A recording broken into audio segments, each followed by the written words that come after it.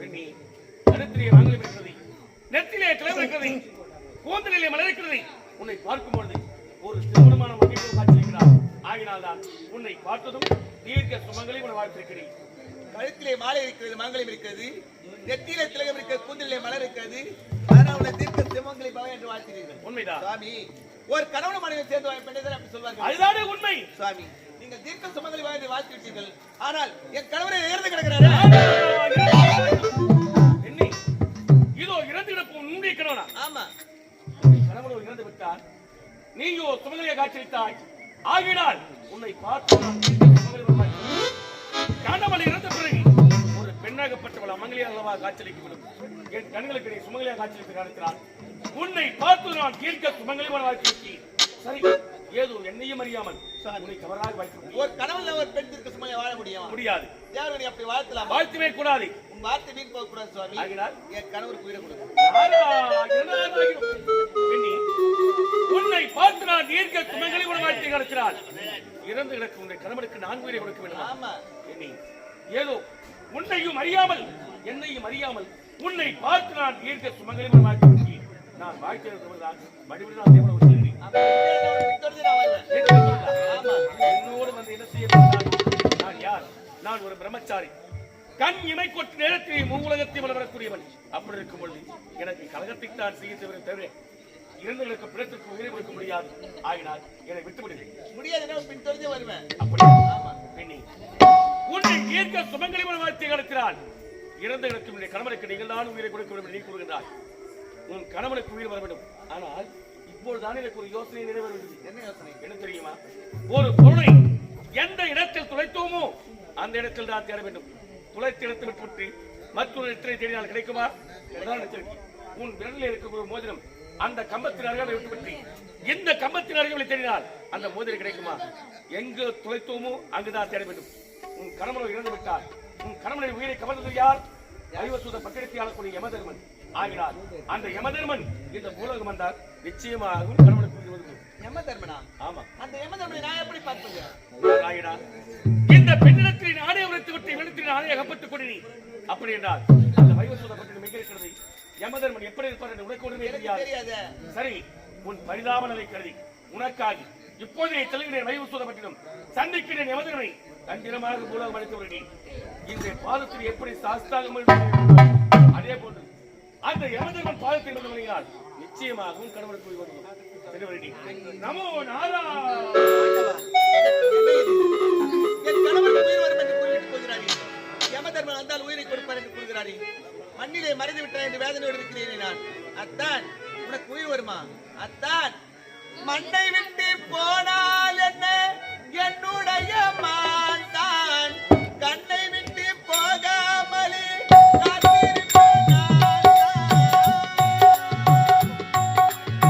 மண்ணை விட்டு போனால் என்ன என்னுடைய மான் கண்ணை விட்டு போகாமலே காத்திருப்பினான்.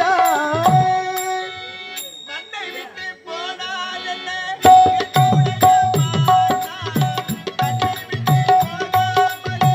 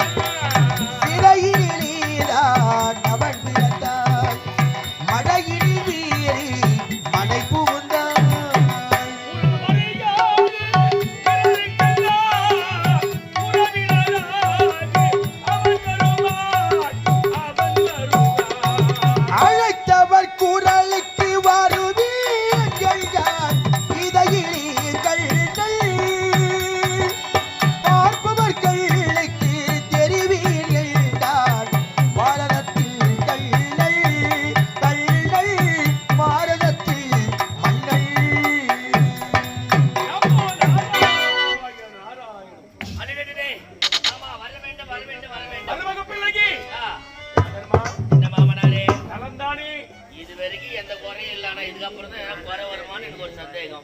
முறையா மாமா என்ன நான் உங்களிடம் என்ன உரைத்திருக்கிறேன்? இருப்பது 14 உலகம். இந்த 14 உலகத்திலே 13 உலகம் நீங்க எங்க வேணாலும் போங்க, என்ன வேணாலும் பண்ணுங்கன்னு நான் சொல்லியிருக்கிறேன். ஆனால் இந்த தென் திசையில் குறிப்பாக இந்த வைகுந்த பட்டணத்திற்கு வரக்கூடாது என்று சொல்லி இப்போது வர காரணம் என்ன? யமதர்மா, உனது வார்த்தை என்றாக நான் மீறி இருப்பேனா? இல்லையே. இருந்தாலும் இன்று உன்னை காண வேண்டும் என்று ஓடி வந்திருக்கிற காரணம் தெரியுமா? என்ன காரணம்? மருமக பிள்ளையாயிற்று என் அண்ணனுடைய மகன் 10 மகன்கள் எப்படி இருக்கிறார்கள் என்று பார்த்து விட்டு செல்லலாம் என்று வந்து இங்கே ஒன்று கிடையாது. இவ்வளவுதானா?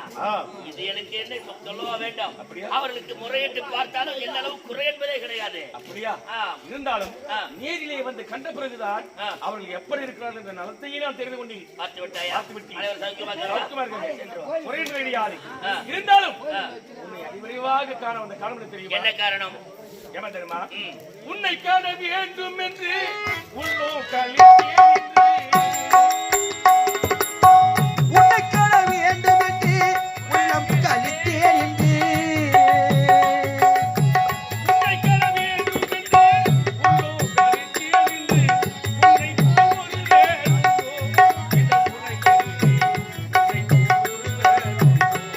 இந்த உன்னை காண வேண்டும் என்று உள்ளம் கலித்தேன் என்று உன்னை போல் ஒருவர் இல்லை இந்த உலகினிலே, உன்னை போல் ஒருவர் இல்லை இந்த பாரினிலே, உன்னை போல் ஒருவர் இல்லை. அகத்தில் மிகுந்தவர்கள் ஜெகமதியார் இருந்தார். உலகத்தில் மிகுந்தவர்கள் ஜகத்தில் யாரும் இல்லை. அகத்தில் மிகுந்தவர்கள் ஜெகமதியார் இருந்தார். உன்னை போல் ஒருவர் இந்த உலகில் இந்த பாரில் உன்னை போல் ஒருவர் உன்னை காண வேண்டும் என்று உள்ளம் கலித்தேன் என்று உன்னை போல் ஒருவர் இல்லை இந்த உலகிலே, உன்னை போல் ஒருவர் இல்லை இந்த பாரிலே, உன்னை போல் ஒருவர் இல்லை. தர்மா. இருந்தாலும் மாமா இந்த வைவத்தூர பட்டினத்தை ஆடி வந்தவனே சிறிய மாமனாராக இருந்தாலும் ஒரு மாமனாருக்கு மருமக பிள்ளை எந்த மரியாதை கொடுக்க வேண்டுமோ அந்த அளவுக்கு மரியாதை கொடுத்து எனக்கு இப்படியெல்லாம் பணிவிடை செய்தாகி உனக்கு நான் என்னதான் கைமாறு செய்ய போறேன் ஜெயிச்சாலும் அந்த மாதிரி போயிட்டுனா போதும். யமதர்மா. ஏன்? இருந்தாலும் உன்னை கண்ட பிறகு என் மனம் எண்ணற்ற மகிழ்ச்சி அடைந்தது. அப்படியா?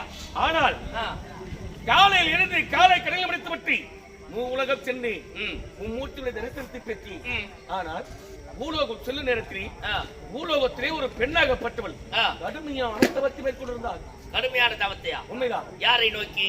அந்த பெண்ணை பார்த்து நான் கட்டேன். கடுமையான தவத்தை மேற்கொண்டிருக்கிறாய். யாரை குறித்து கடுமையான தவம் என்று கேட்டதற்கு அந்த பெண்ணான நிலவரத்தால் தெரியுமா? நான் வணங்கக்கூடிய தெய்வம், என் குடும்பத்தின் குத்துவிளக்கு, என் குலதெய்வம் அந்த யமதர்மனை குறித்து கடந்த உமரையில் என்று உரைத்தாள். ஓ மாமா, நீ சொல்றதுக்கு நம்புற மாதிரி இருக்குதா? என்னையா? எல்லா கடவுளுக்கும் ஒரு தவறுத்து தான் பார்த்து என்ன கோரி உலகத்தில் அதுவும் குடும்பத்துக்கு குத்துவிளக்கு நான் தெய்வம் அப்பள தெய்வம் மாமா. உண்மையாக பாவி என்று சொல்லக்கூடிய பூவுலகில் ஒரு பெண்ணாகப்பட்டவள் உன்னையே தெய்வமாக நினைத்து வருகின்ற வழிபடுகின்றாள். உடனே அந்த பெண்ணின் அருகே சென்று சரி உன் குடும்பத்தின் குத்துவிளக்கு குலதெய்வம் என்று உரைத்துக் கொண்டிருக்கிறாய் யமதர்மன். ஆமா, நீ வணங்கக்கூடிய உன் பக்திக்கு மெச்சி நேரிலே காட்சியளித்தால் நீ என்ன வர கேட்கப் போகிறாய் என்று கேட்டிருப்ப. அதற்கு கண்டிப்பா கேட்டிருப்ப. அதற்கு அந்த பெண்ணானவள் என்ன உரைத்தால் தெரியுமா? என்ன உரைத்தால்? நான் வணங்கக்கூடிய தெய்வம் தெய்வம் என் குடும்பத்தின் குத்துவிளக்கு, என் தெய்வம் அந்த யமதர்மன் கண் முன்னால் காட்சியளித்தால் நான் கேட்கக்கூடிய வரம் என்னை தொட்டுத்தாளை கட்டிய கணவன் இங்கேயே சாக வேண்டும், என் கள்ள புருஷன் 100 ஆண்டு காலம் உயிரோடு வாழ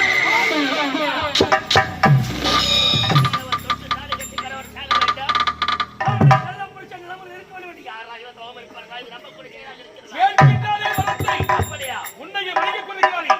ஆமா, தமிழ் நாடு தமிழ் மக்கள் என்று அனைவரும் போட்டுகிறது பூவுலகிலே பிள்ளையே அப்பேற்பட்ட நாசக்காரி பூலோகத்தில் இருக்கவே கூடாது. அவள் எங்க இருக்கிறாள்? பூலோகத்தில் இருக்கிறாள். காட்டு காட்டு. அப்படியா? புறப்படுகள் போகிறார்.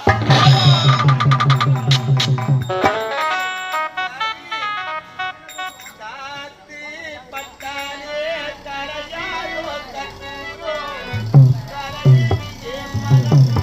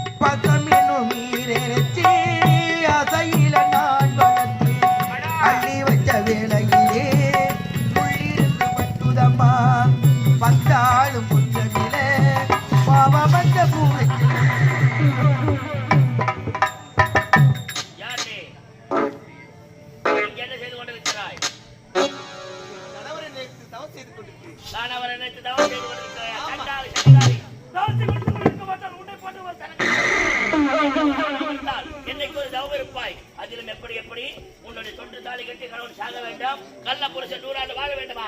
இப்போது உனக்கு வரத்தை உலகில் எந்த ஒரு நோய் இல்லாமல் 100 ஆண்டு காலம் வாழ வேண்டாம். அவர்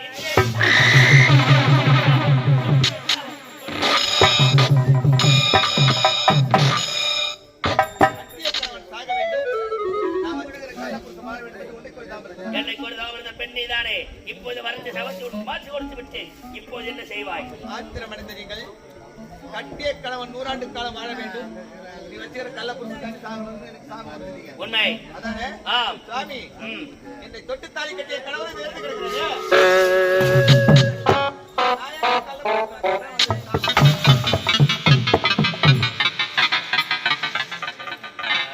காலை வைக்கும் போதே எனக்கு தெரியும் எங்க தீபம் வைக்க போறேன் நான். உருப்படுமா உருப்படுமா பாவிகளே உருப்படுமா உருப்படுமா உருப்படுமா சுவாமிகளே உருப்படுமா உருப்படுமா உருப்படுமா பாவிகளே உருப்படுமா நாட்டினாலும் தனை கொள்ளும் திட்டமெல்லாம் உருப்படுமா உருப்படுமா உருப்படுமா சுவாமிகளே உருப்படுமா பேராசை உனை கொள்ளும் நாட்டினாலும் தனை கொள்ளும்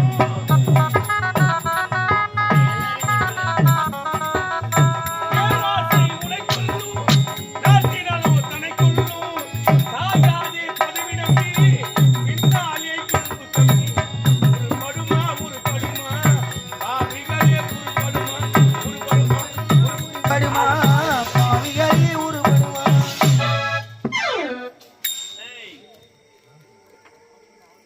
எத்தனை இருப்புதான் வாயாது ஏங்கிற டென்ஷன். நாரதா, மருமக பிள்ளையே ஒரு மருமக பிள்ளை இப்படியா மாட்டி வைப்ப? நானா ம்? ஆமா. நான் ஆரம்பத்திலே சொன்னேன், வந்தியா பாத்தியா போகினான்னு. நீ என்ன சொன்ன? என்ன உலகத்திலே ஒரு பெண்ணானவள் என்னை கோரி தவம் இருக்கிறாள், அதுவும் நான் குடும்ப குத்து விளக்கு, நான் அந்த குடும்ப குலதெய்வம் கண்ட காட்சியை உன்னிடத்தில் உரைத்தி சொன்னேன்ல. ஆமா என் கேள்விக்கு இப்ப பதில் சொல்லு. என்ன அவ இன்னாள் வரம சாபம் கேட்டா சொன்னேன். தொட்டுத்தாரை கட்டிய கணவன் இன்றையே சாக வேண்டும், ஆ, கள்ள புருஷன் 100 ஆண்டு காலம் உயிரோடு வாழ வேண்டும் என்று வளர்த்திருக்கிறது. அந்த பெண் இவளா பாரு. யமதர்மா நான், நான் உரைத்தது இந்த பெண்ணா? ஆ, இவள் கிடையாது. பார்த்தனியா வெகு தூரத்திலே கலைஞர் தவத்தில் ஏற்பட்டிருக்கிறாள். அவள் தான் நான் உரைத்திருக்கிறேன். மாமா ஆ? மாமா, என்னய்யா? நீ தான் என்ன காப்பாத்தணும். நானா? நீ சொன்ன பெண் இந்த பெண் என்று நம்பி வந்த வேகத்தில் ஆத்திரத்தில் அறிவிழந்து இந்த பெண்ணுக்கு வரமும் சாபமும் மாற்றி கொடுத்து விட்டேன். எப்படி? தொட்டு தாலி கட்டி கணவன் இந்த பூவுலகில் எந்த ஒரு நோய் நொடி இல்லாமல் 100 ஆண்டு காலம் வாழ வேண்டும் என்ற வரத்தையும், கள்ள புருஷன் இருக்கிறான கள்ள புருஷன் ஆமா அவன் சாக வேண்டும் என்று சாபத்து கொடுத்து நாராயணா நாராயணா. இப்போது மாட்டிக்கொண்டேன்.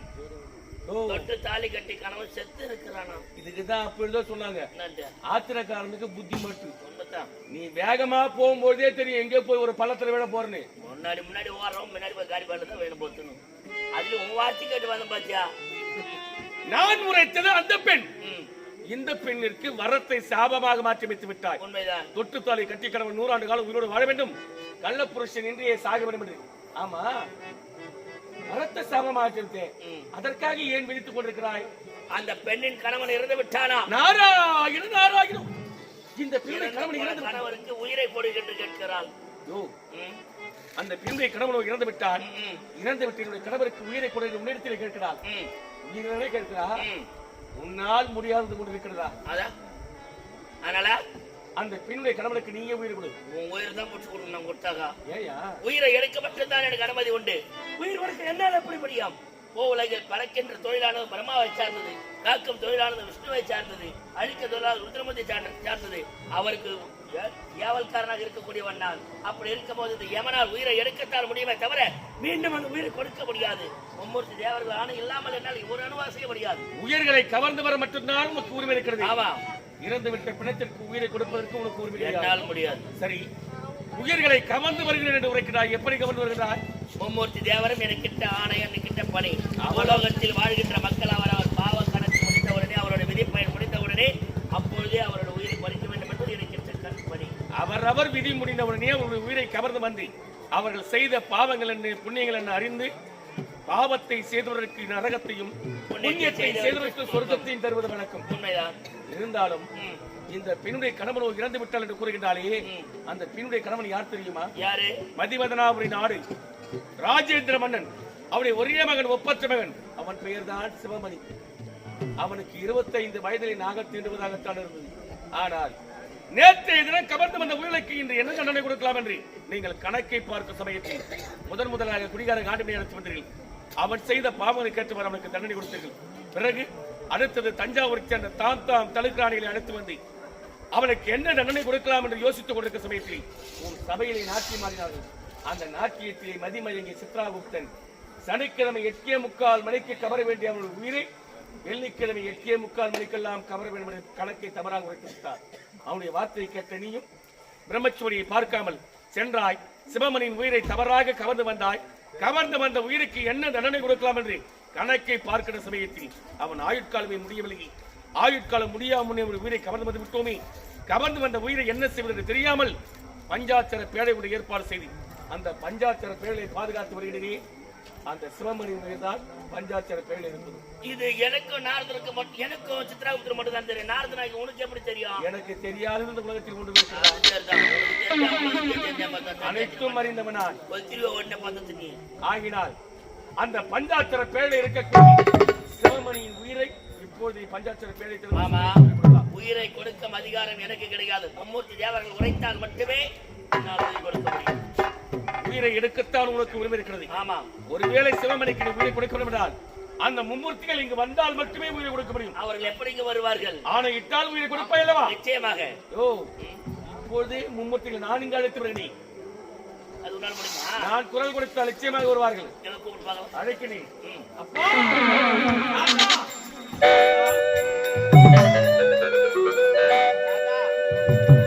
ஸ்ரீ ஹரிஹரி கோகுல ரமணா திருவடி சரணம் கண்ணா. ஸ்ரீ ஹரிஹரி கோகுல ரமணா திருவடி சரணம் கண்ணா. ஸ்ரீ ஹரிஹரி கோகுல ரமணா திருவடி சரணம்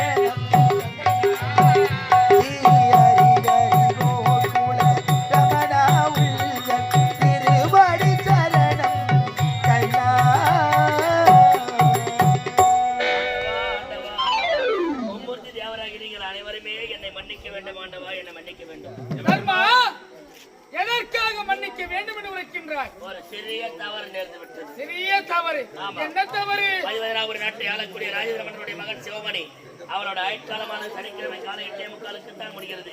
ஆனால் தாம் தலுக்கிராணி ஆடி ஆட்டத்திலே சித்ராகுப்தன் கணக்கை தவறாக பார்த்து விட்டான். ஒரு நாள் முன்பதாக வெள்ளிக்கிழமை காலை 8:45 எல்லாம் அவனோட விதிப்பயனால் முடிகிறது உரைக்க நான் சென்று உயிரை கவர்ந்து வந்து விட்டேன். அப்படி உயிரை கவர்ந்து வந்த பிறகுதான் தெரிகிறது அவனை சொர்க்கம் சேர்ப்பதான் நல்லது பார்த்தால் அவன் ஆயுட்காலமே முடியவில்லை. இது யாருக்கு தெரியக்கூடாது என்பதற்காக ஒரு தங்க பஞ்சாட்சர பேழையிலே அவன் உயிரை அடைத்து வைத்திருந்தோம். அப்படி அடைத்து வைத்திருக்கும் நேரத்திலே இது எப்படியோ நாரதருக்கு தெரிந்து விட்டது.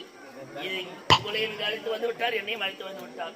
இப்போது உயிரை கொடு என்று கேட்கிறான் அந்த பெண்ணானவள். நான் எப்படி உயிர் கொடுக்க முடியுமாண்டவா? நேரத்தை விடுத்து தவறான நேரத்தில் சிவமணியின் உயிரை கவர்ந்ததனால் மன்னித்து விடு என்று உரைக்கின்றான்.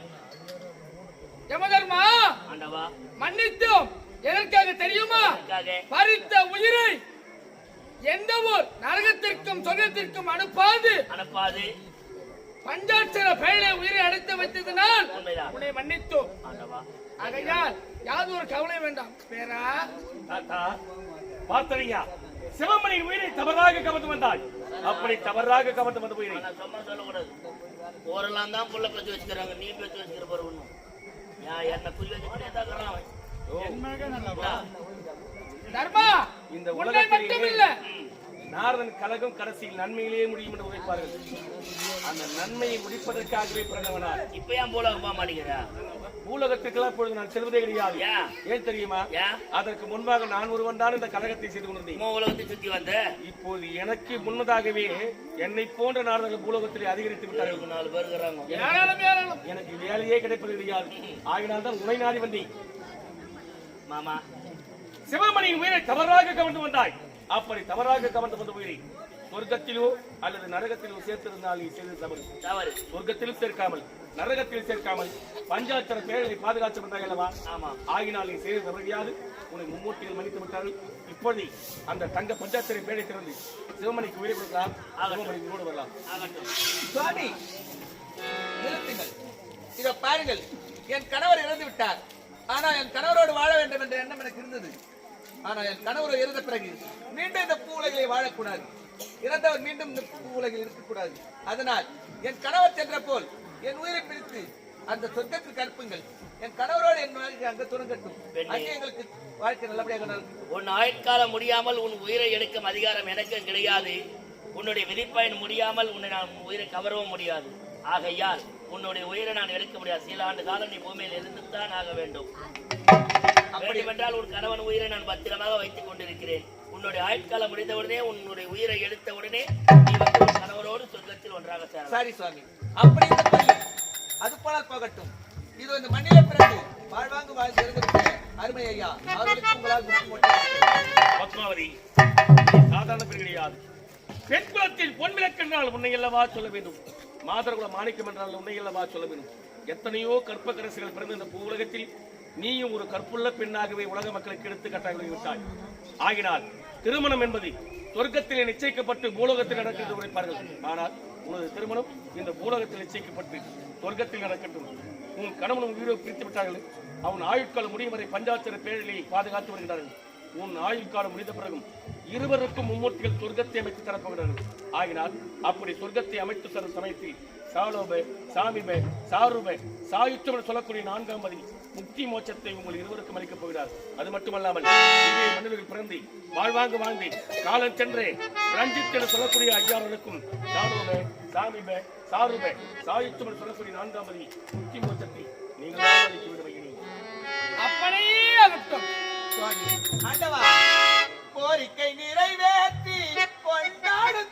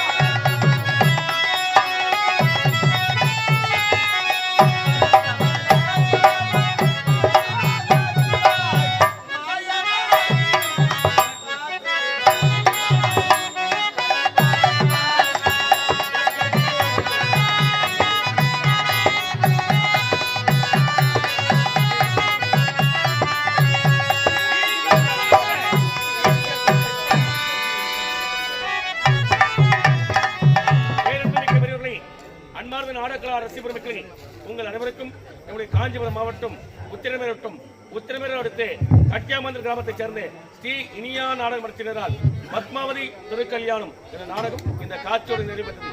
எங்களுக்காக அறுசுவை அமைத்த அண்ணாவளுக்கும் ஒலி அமைத்து கொடுத்த அண்ணாவளுக்கும் இந்த மேடையை அமைத்து தந்த அண்ணாவளுக்கும் இவ்வளவு நேரம் ஒட்டும் பணியில் அமைதியாக இருந்து நாடகத்தை கடலித்த பெரியவர்களுக்கும் தாய்மார்களுக்கும் உங்களிடத்திலிருந்து நீங்க விடைபெற்று செல்கிறோம். நன்றி, வணக்கம், வணக்கம், வணக்கம்.